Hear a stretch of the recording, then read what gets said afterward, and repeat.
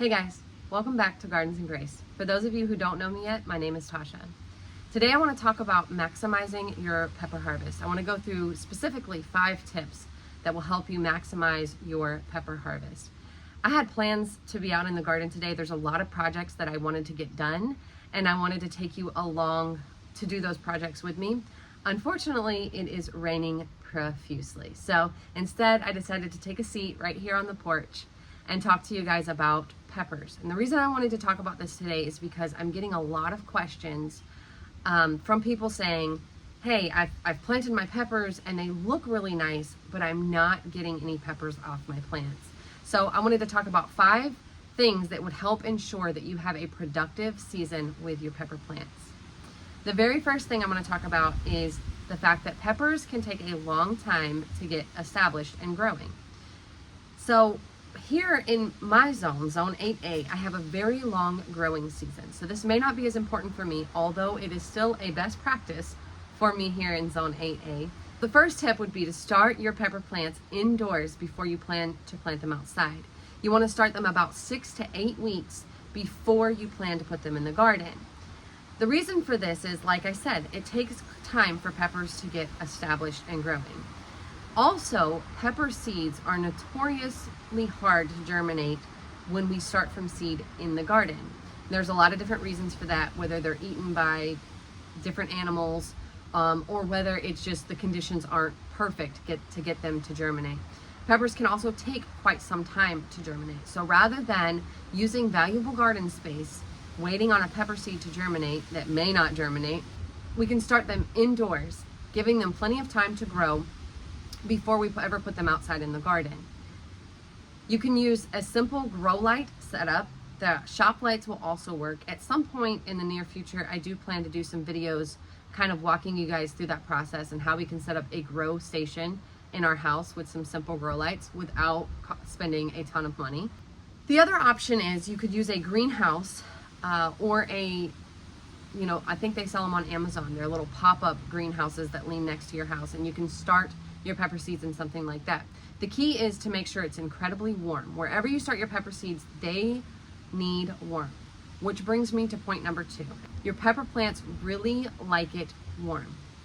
They are not going to do well if temperatures are below 65 degrees. 60 degrees they can probably tolerate, but really we want to wait to put our pepper plants outside until nighttime temperatures are consistently above 65 degrees Fahrenheit. So because of that, we are not going to put peppers outside the same time that we put our tomatoes out. A lot of people do this. They will think, well, it's past my first frost date, I should be safe to go ahead and put my pepper plants out. And that's just simply not true. While there are several other plants in the garden that can tolerate colder temperatures as long as it's above a frost, pepper plants will not do well.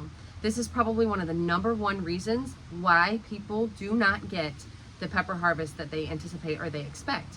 You may see your pepper plants growing green and growing lovely and looking full and beautiful, but when it comes to production, it's almost non-existent. And that is because 9 times out of 10, those pepper plants went outside too early. So right now, I'm in the middle of May in zone 8A, southeastern North Carolina. And right now is about the time that it's good for me to put pepper plants out. My daytime temperatures are in the 70s, 80s, even up, mid 80s at times. And my nighttime temperatures are between, 65 to 75 degrees at night. I do have the occasional drop down to about 62 or 63 degrees. I don't think I've seen anything lower than that in the last couple of weeks. But so now would be a good time for me to put my pepper plants out. I actually have several pepper plants already started, already in my garden. And guess what? I put them out a little too early. And I'm not getting the production off of them that I would want to get. But that's okay, because I have more started. Which brings me to tip number 3. Succession sow your pepper plants. Pepper plants are going to do well for a time. But like all things, they're going to start to die out. They're going to start to piddle out. And so a best practice is to continuously start your pepper plants so that you always have pepper plants growing in your garden until it just gets too cold. I typically start a succession of peppers about every 2 to 3 weeks throughout the growing season. You may not need to do that much. And this year I may not even do quite that much. Last year I had quite a bit of peppers, so I may not need to do that much. But it's a good idea to have a couple pepper plants just waiting in the wings in case something happens to the plants that you already have. So you can have pest or disease issues.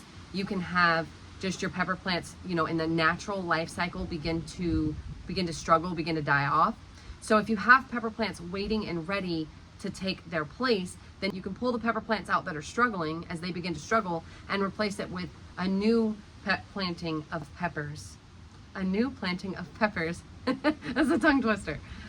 So you can take those pepper plants out when they begin to struggle and replace it with a new planting of peppers so that you're not missing that window of harvest time.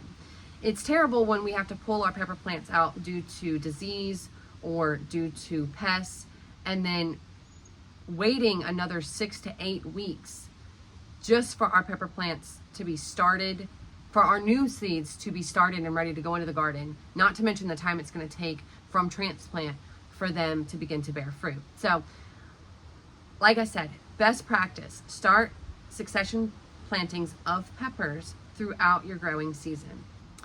Tip number 4, mulch heavily. Whether you use straw or hay or grass clippings or leaves or whatever the case may be, you want to mulch your pepper plants heavily. They don't like to dry out. They don't like to get dry. Peppers need lots and lots and lots of water. And they do best when the soil is moist but not flooded. Now, in the heat of the summer, if we just have bare soil, if we have our pepper plants planted and bare soil around our pepper plants, what we're going to find is that soil dries out incredibly quickly. And even if we water our plants every single day, they can still struggle in the heat. But we can cool the soil temperature down by adding a heavy layer of mulch. It will act to insulate the soil, keeping it cool, and it will also provide protection from it drying out and getting too dry. So mulch your pepper plants heavily and maintain that mulch throughout the growing season. Tip number 5, pepper plants are heavy feeders. They're gonna like a lot of fertilizer. So when I prepare my pepper bed, I prepare it in the fall and in the spring. So in the fall, I'm gonna add I will use my chicken bedding, and I will cover my pepper bed with my chicken bedding in the fall when there's no peppers planted in it, and I will allow that to break down throughout the winter. And I will also add compost especially if I have compost that's not fully broken down, which is also another good mulch, by the way. Another good mulch option would be compost that's not fully broken down. But in the fall, I will add compost that's not fully broken down, my chicken bedding from my chicken coop, and I will allow that to break down over the whole season. What that will do is add a lot of organic matter and a lot of nutrients to the soil. And then come spring, before I'm ready to plant my peppers, I will go ahead and add more compost, preferably fully broken down compost at this point. Mix that into the top ½ inch to 1 inch of the soil. I will add some organic granular fertilizer as well. And then I'm ready to plant my peppers in the pepper bed.